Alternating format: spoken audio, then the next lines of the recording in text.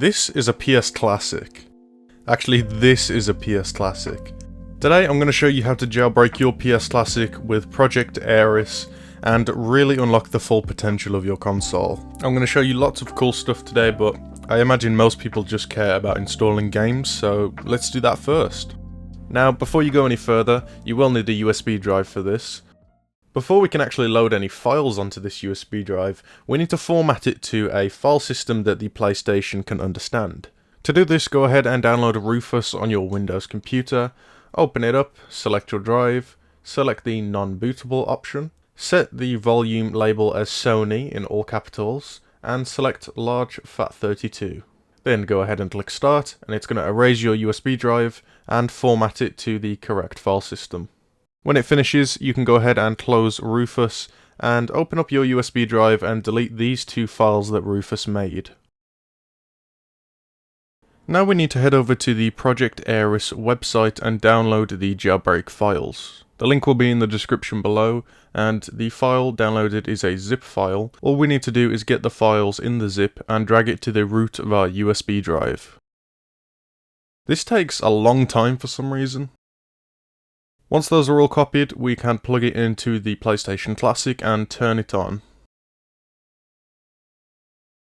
We will then be greeted by the Project Ares screen, and this is going to make a backup of our file system. This is going to take a little bit, so go and get a coffee or something, and when it says the initial hack is now complete, we then put the USB drive back into our computer and make a full backup of all the files on the USB drive. This is kind of the equivalent of a NAND backup, so we want to keep these files safe. Then we go back into Windows Explorer and format the drive to NTFS.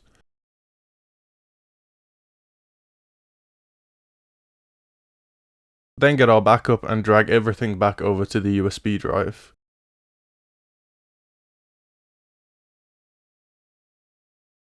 Then simply plug the USB back into your console, power it up, and the console will now boot into the Project Ares screen.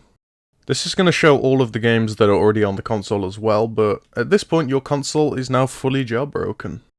To install games, it's as simple as plugging your USB into your computer and dragging your ROMs into the transfer folder on your USB drive.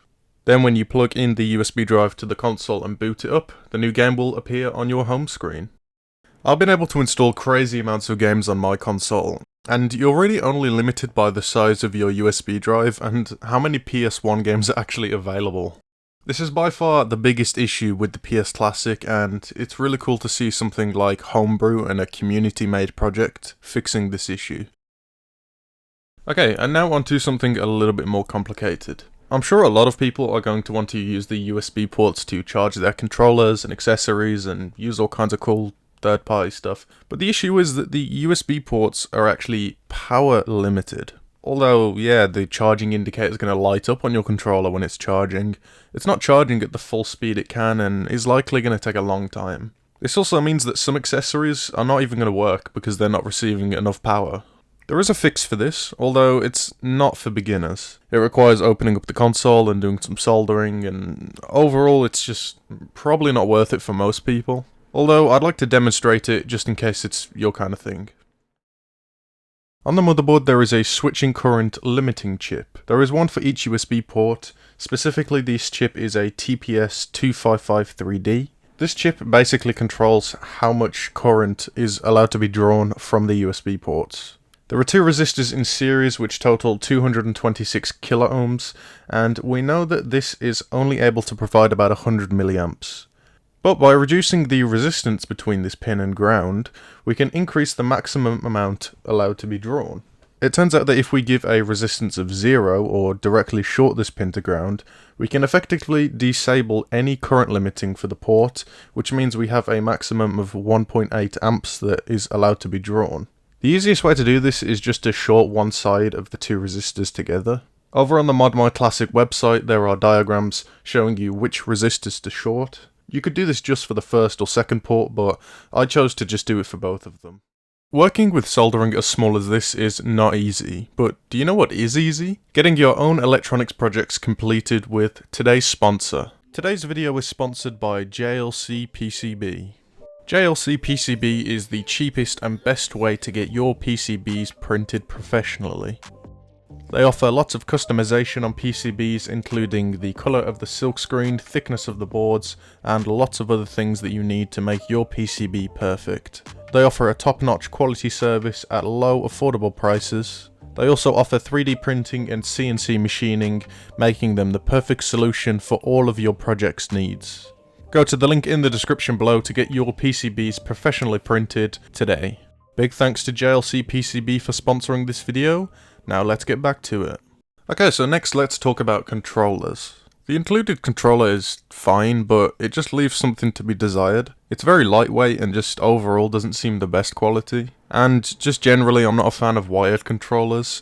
I sit quite far away from my console, so this cable wouldn't even reach in the place I'd want to play my console. I'd much rather use something like a DualSense 4 or PlayStation 5 controller.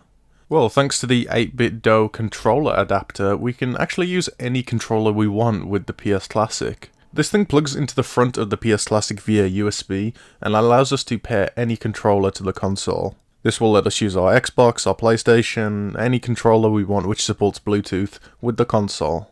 And it's really easy to use. All you need to do is put your controller into Bluetooth pairing mode. On PlayStation controllers, this is done by holding the PlayStation and share button for a few seconds until the LEDs start flashing. Then all you do is click the button on the USB dongle and your controller will vibrate, and that means it's fully connected. It really only takes about 10 seconds to get this thing paired, and the results are really good. I didn't have to worry about binding any buttons. It all worked just as the original controller did. Whichever is your preferred controller will work with this thing. There is a compatibility list, but from my experience, anything that supports some kind of Bluetooth mode works fine. Alright, so you've got your PS Classic, you've got everything ready, you've got all your accessories, and you're ready to use it. We'll put the USB drive in one port, we'll put our 8BitDo adapter in another, and let's say we want to play with a friend. We just plug in the third controller. Well, yeah, that's a problem with this console, as it only comes with 2 USB ports. And that is why we need this. This is a USB on-the-go adapter. It's actually really easy to use.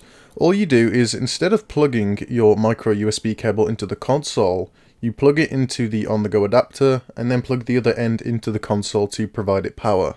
It's really as simple as that. Now you've got 4 extra USB ports, so you could put your USB drive in one, your 8BitDo adapter in another, and still have room for your controllers on the front. This is a small issue, but one that I feel is going to affect a lot of people. I picked up this on-the-go adapter for about £10 off Amazon. They're really cheap, affordable, and do the job perfectly. Okay, next let's take a look at some mods. The Project Ares website is full of loads of different mods. This can range from anything from Windows games like Doom to even full copies of Windows itself. They're actually really easy to install. All you do is just copy the mod file to the mods folder in your Project Ares folder on the USB drive. Each mod has a little guide to show you how to install it. Some things require other files, like if you want to install a copy of Half-Life, you need the files from the actual game as well as the mod file. I was able to get a full copy of Doom running on this console because, you know, you have to get Doom running on everything you own. You're not going to get anything shocking from these mods, but either way it's just some cool little extras you might as well use if you've got a modded console. And there it is. That's everything I found out about the PS Classic in terms of jailbreaking and homebrew. There is a lot I didn't cover in this video because honestly this video could be an hour long. If you would like to see some separate videos on emulation, such as, you know, playing Nintendo games on this thing and stuff like that, then let me know in the comments below. As always, thanks to JLC PCB for sponsoring this video. Their link is at the top of the description. Make sure to like and subscribe if you enjoyed this video, and I'll see you in the next one.